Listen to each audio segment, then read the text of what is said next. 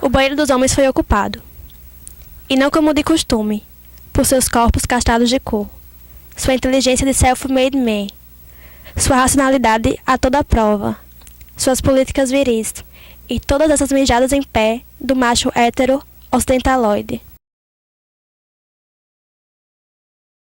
Tá bom, então. Ah, tomate. Tá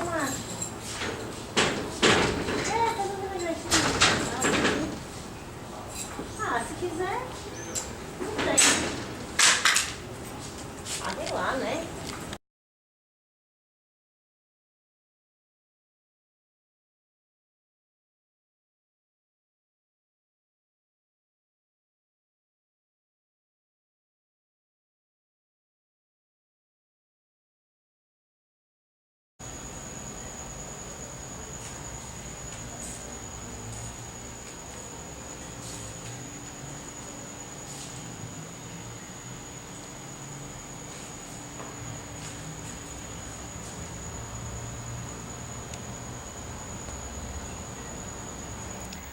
O banheiro dos homens está, desta vez, ocupado por uma horda de homens fracassados, sapatânicas assassinas, bichas anômalas, translebichas extraterrestres, gente do fora, gentalha, gente que não fala a língua da normalidade e que, por isso, procria dialetos estrangeiros. Gente que estrangeiriza o de casa, porque não tem casinha, caixa, etiqueta, padrão de fábrica. O banheiro dos homens foi ocupado por gente que resiste a viver com medo de não ser homem. Gente que desfaz o homem, implode-o em submasculinidades, femininos excessivos e 6.000 outros gêneros não catalogados. Sabidamente, não se nasce homem nem mulher, não é? Sabidamente, ninguém nasce heterossexual, homossexual, bissexual, não é? Os estudos de gênero, como nós chamamos, e de sexualidade dos anos 80 para cá, que são mais abundantes, que radicalizam mais essas hipóteses gerais das ciências humanas, embora sejam mais recentes, né, da década de 80 para cá, não são, todavia, os pioneiros nessas proposições, nesse entendimento. Por exemplo, nas primeiras décadas do século XX, nós temos a antropóloga americana Margaret Mead, que escreve um célebre tratado, que é o Sexo e Temperamento, onde ali ela já ensaia, não é, esse entendimento, de mostrar como a cultura ela vai fabricando as práticas de gênero, as identidades culturais de gênero. Não é? E apenas para falar de um exemplo clássico, a Margaret Mead, e ao lado dela também antropóloga dessa mesma escola, a Rue Benedict, que ela também, escrevendo sua obra Padrões de Cultura, vai mostrar justamente como a personalidade singular, as práticas de sexo, de gênero, os costumes, são produções a partir de padrões culturais institucionalizados, que a cultura tende a buscar repetir. E o mecanismo que as culturas encontram para isso é na socialização de todos os seus pequenos, de todos os seus rebentos, fazer que um sistema de normas, um conjunto de padrões culturais seja interiorizado, assimilado e praticado. Não é? Quando nós falamos das práticas de gênero, das identidades de gênero, nas nossas culturas, nós estamos falando de coisas aprendidas socialmente, aprendidas culturalmente. Aprendemos a ser homens, aprendemos a ser mulheres. Esse aprendizado que vem em vários processos, das diversas experiências sociais, em diversos microcosmos sociais, a família, a escola, a vida das pessoas no curso de sua existência, não é? E através de máquinas, de políticas, não é? Educativas, pedagógicas, que não abrem mão de reproduzir as estruturas sociais existentes, não é? Então, muito fortemente, as crianças, nas nossas diversas culturas, vão aprender o que é da ordem do feminino, do masculino, o que são as práticas dos homens, as práticas das mulheres, como coisas que não podem sofrer variação, né? Como se o sistema social entrasse em pane se alguma variação ocorresse nesses padrões, não é?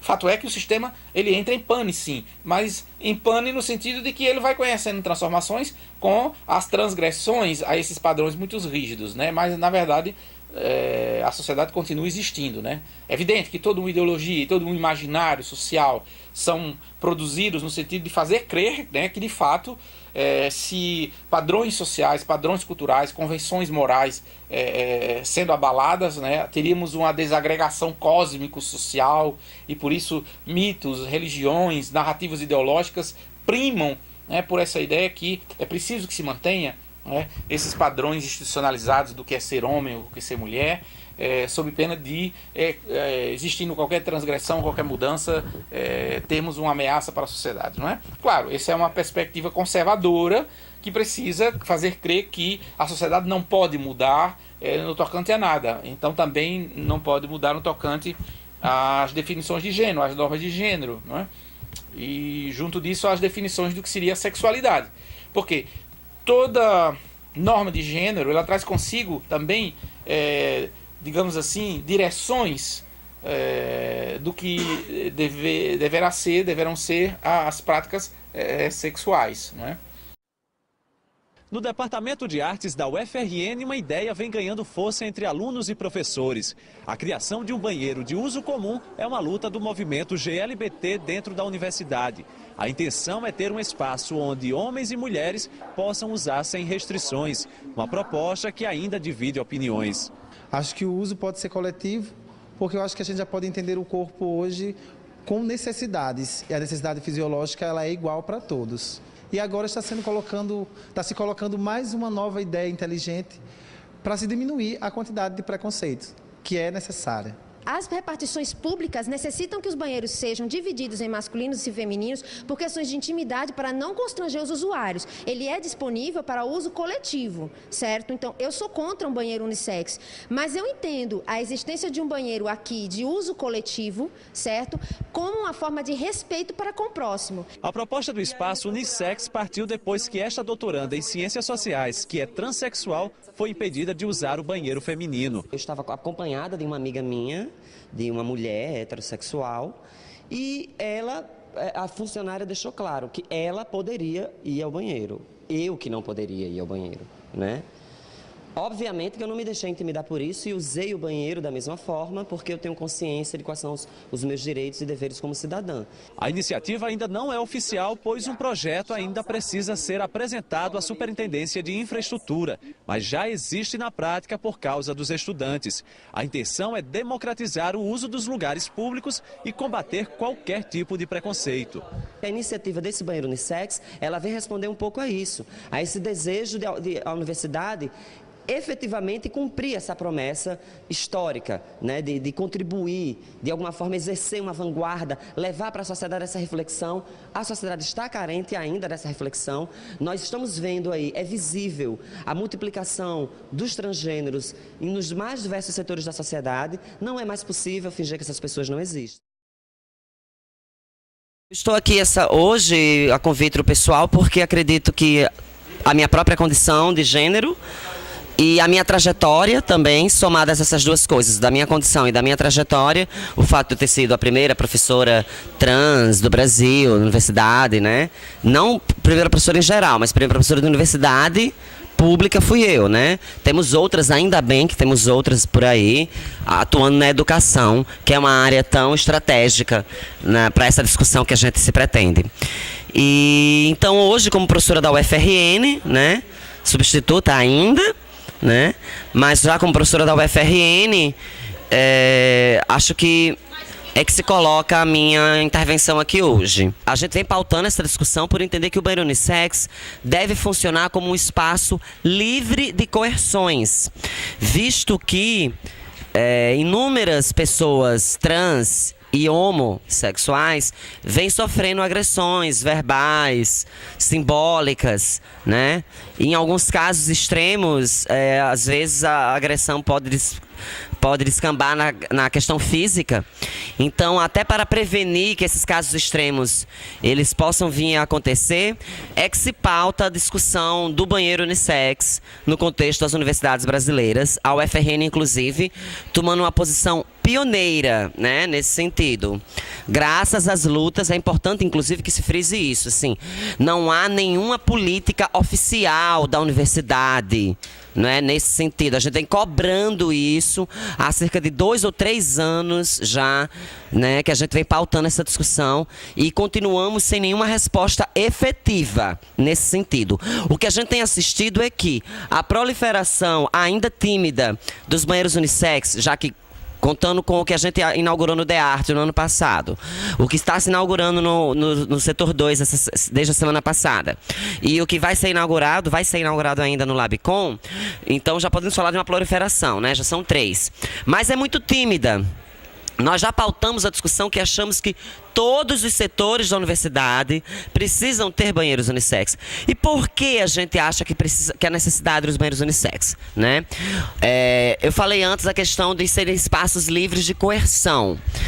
Como na nossa sociedade ainda reina o binarismo de gênero, que é ancorado numa visão maniqueísta do mundo, como se só existissem no mundo 2 formas de ser, de existir, de se apresentar, né?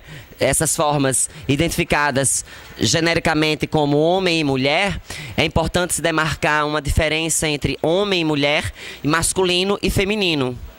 Eu sempre toco nesse ponto porque, assim, nem todos os homens são masculinos e nem todas as mulheres são femininas. Ao passo que temos homens femininos e mulheres masculinas. E temos ainda todo um campo de possibilidades que a gente ainda sequer denominou. Não é? Eu acho que o campo do gênero e da sexualidade, ele tem que aceitar, ele tem que partir do pressuposto... Oi, querido. Ele tem que partir do pressuposto de que temos que estar abertos para o novo, sempre, constantemente e continuamente. Essas categorias que nós conhecemos são as que conhecemos hoje. No futuro, provavelmente teremos novas categorias, novas subdivisões, porque uma das coisas que é um dos maiores méritos do mundo gay, e quando eu falo mundo gay, eu quero uma expressão genérica para definir todo o movimento LGBT, né? Até porque existe gay homem e gay mulher também, né? Então, uma das coisas mais profícuas do meio gay é justamente o bom humor e a criatividade. E então, nessa perspectiva, o que podemos assistir ainda nos próximos anos, o surgimento de novas categorias, intergêneros, categorias que escapam ao arsenal conceitual que dispomos hoje. Por exemplo, apesar de já termos avançado muito com a teoria queer, não é? Que permite todo tipo de inversões e de agenciamentos múltiplos e diversos possíveis. Então, o banheiro unissex, ele surge porque, como a gente ainda vive nessa sociedade que acha que banheiro feminino é lugar de mulheres e banheiro masculino é somente lugar de homens, todas as inúmeras pessoas que estão entre essas 2 categorias e que se não se identificam definitivamente ou como masculinas, ou como femininas, ou como homens, ou como mulheres, essas pessoas são pessoas sem lugar. Não é? E elas sofrem violência cotidianamente, né? Quando a gente inaugurou o banheiro unissex do DEARTE, e vocês devem estar enfrentando essa discussão aqui agora, eu nem acompanho mais os fóruns da universidade porque é emocionalmente muito desgastante ter que debater neles. Então, vocês devem estar um monte de coisa, de gente dizendo assim, tanta coisa mais importante para fazer na vida, tantos problemas que existem na universidade, na sociedade, e esse pessoal se preocupado em fazer banheiro, né? Para que isso? Isso interessa a quem? Isso interessa a muitas pessoas que não têm paz na hora de fazer o xixi do dia. Uma necessidade fisiológica básica. Lembrando que necessidade fisiológica não tem sexo, né? Necessidade fisiológica não tem nem espécie, ela atinge indiscriminadamente seres vivos, né? Então, a luta para fazer uma necessidade fisiológica básica é cotidianamente enfrentada por essas pessoas. Então, para as pessoas que não sofrem com a clivagem de gênero, que não sofrem com a perseguição de gênero, pode parecer uma luta fútil, uma luta estranha, uma luta sem necessidade, mas para aquelas pessoas que fazem um simples xixi se transforma num desafio cotidiano, a existência de banheiros unissex é uma alternativa palpável, interessante, livre de violência e de coerção de qualquer ordem, para que essas pessoas efetivem, não é, uma necessidade tão básica quanto essa. Então é nesse sentido que eu vejo a importância dos banheiros. Alguns falam que o banheiro unissex ele pode reificar preconceitos como se fosse um banheiro segregado, banheiro de gays. Não é? Não se trata disso, senão a gente teria o nome banheiro gay. Não é um banheiro gay, é um banheiro para qualquer pessoa, é um banheiro sem gênero. Se pessoas heterossexuais do sexo masculino ou feminino quiserem utilizar o banheiro unissex, é um banheiro para elas também. Se pessoas homossexuais, mas que estão numa situação que se identificam bem dentro de um gênero, porque tem muitos homossexuais masculinos que são pessoas que estão à vontade no gênero masculino, e tem muitas homossexuais femininas que estão à vontade no gênero feminino. Se essas pessoas querem continuar a utilizar os banheiros clássicos masculino e feminino, não só podem como devem. Eu não vou parar de usar os banheiros femininos pela existência do banheiro unissex. Mas eu vou entender que o banheiro unissex é a minha válvula de escape, é a alternativa de um lugar onde lá sim ninguém vai me olhar feio só porque eu fui fazer um xixi, né? Eu tenho depoimentos aqui de eu pessoalmente já sofri agressões verbais poderosíssimas, terríveis no âmbito dessa instituição, né? Que continua omissa até hoje no que diz respeito a isso também, né? Fora outras omissões históricas. Então, para mim, saber que existe um lugar onde se possa fazer necessidades fisiológicas básicas, livre de violência, livre de opressão, é uma vitória muito grande.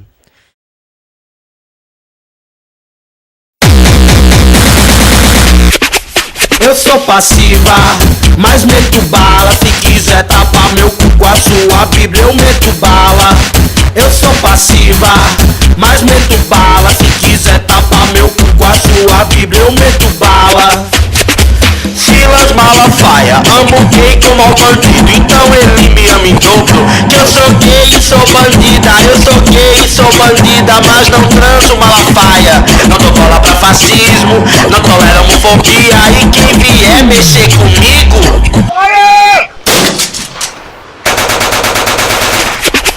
Eu sou passiva, mas meto bala. Se quiser tapar meu cu com a sua Bíblia, eu meto bala. Eu sou passiva, mas meto bala. Se quiser tapar meu cu com a sua Bíblia, eu meto bala. O Feliciano diz que bicho se tem cura, mas se vier me curar, ele é quem vai tomar uma curra. Sou passiva, violenta, tô armada e meto bala. Essa é uma declaração de guerra das bichas do terceiro mundo. Si no podemos ser violenta, no es nuestra revolución. Les toilettes, c'est un endroit hyper sensible politiquement, ça va sûrement donner des choses que vous avez fait. Tudo que se faz nos banheiros é extremamente político, e então isso vai ter consequências das pessoas que estão fazendo agora. Et vous allez être là lundi? E vocês vão estar aqui segunda-feira, que eu estava dizendo, né? Pretendemos. Et vous allez vous mettre où pour voir ce qui va se passer? Parce que c'est facile de le faire avec le colloque, là ça va. É fácil fazer durante o colóquio, durante o evento, mas lundi ça va être l'action avec les gens qui viennent, les étudiants vont arriver, ils vont voir. Segunda-feira o bicho pega. Justamente a gente estranhou essa falta de repressão, que a gente achou que tá super tranquilo, e então a gente se ligou assim que realmente é por causa do evento aí que tá tendo mais essa aceitação, né? Mas a gente acha que vai pesar. Elle dit qu'en fait, elle pense que lundi, ça va être plus lourd, parce que maintenant, c'est facile, à cause du colloque, elle a même trouvé être bizarre, il n'y avait pas de répression jusqu'ici, mais justement à cause du colloque. Porque é algo que é muito inovador e muito transgressor, porque não é só uma simples ocupação pedindo pautas e reivindicando qualquer coisa. A gente está aqui, está lutando contra toda uma conjuntura de machismo que vem bater na nossa porta, sabe? A gente fisicamente expulsou uma pessoa que simbolizava, que tem nela esse machismo. Então a gente tá lidando com um inimigo real.